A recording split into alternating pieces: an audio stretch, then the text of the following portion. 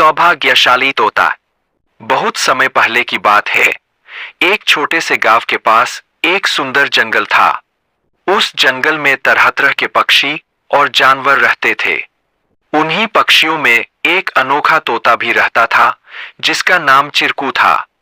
चिरकू को लोग सौभाग्यशाली तोता के नाम से जानते थे, क्योंकि जहां भी वह जाता वहां कोई न कोई चमत्कार हो जाता या किसी की किस्मत बदल जाती। गांव के लोग मानते थे कि अगर चिरकू उनके घर आ जाए तो उनके जीवन में सुख और समृद्धि आ जाती है। चिरकू हमेशा खुश रहता और अपनी मधुर आवाज में गाने गाता। लोग उसे फल और अनाज खिलाते और उसकी भलाई की कामना करते थे।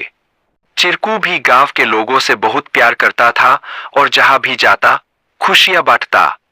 एक दिन गांव में एक गरीब किसान जिसका नाम रघु था बहुत परेशान था। उसकी फसलें बर्बाद हो गई थीं और उसके पास खाने को भी कुछ नहीं था। वह दिन रात मेहनत करता, लेकिन किस्मत उसका साथ नहीं दे रही थी।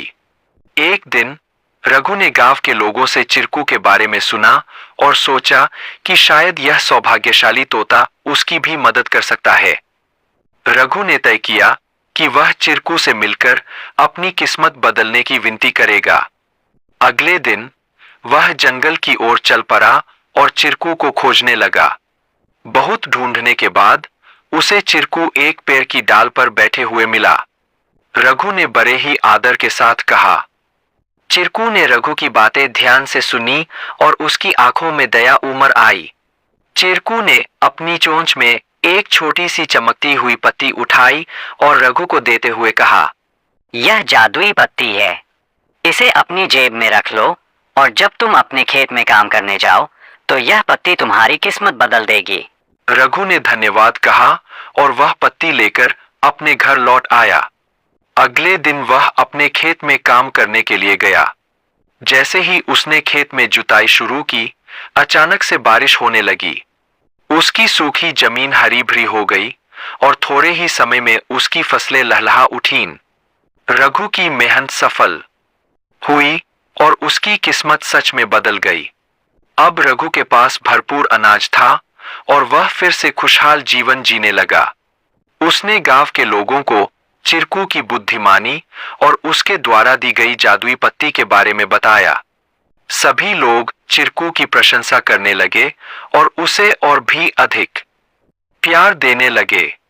लेकिन चिरकू ने रघु को एक बात कही थी, याद रखना, यह पत्ती सिर्फ तुम्हारी मेहनत का साथ देगी। अगर तुम मेहनत करना छोड़ दोगे तो यह भी अपना जादू खो देगी। रघु ने चिरकू की बात समझ ली और कड़ी मेहनत जारी रखी। धीरे धीरे उसकी स्थिति पहले से बहुत बेहतर हो गई। वह गांव के सबसे सफल किसानों में से एक बन गया, लेकिन उसने कभी यह नहीं भूला कि उसकी सफलता में चिरकू और उसकी मेहनत का कितना बड़ा हाथ था। कहानी से सीख। इस कहानी से हमें यह सीख मिलती है कि किस्मत भी उन्हीं का साथ देती है जो खुद मेहनत करते हैं।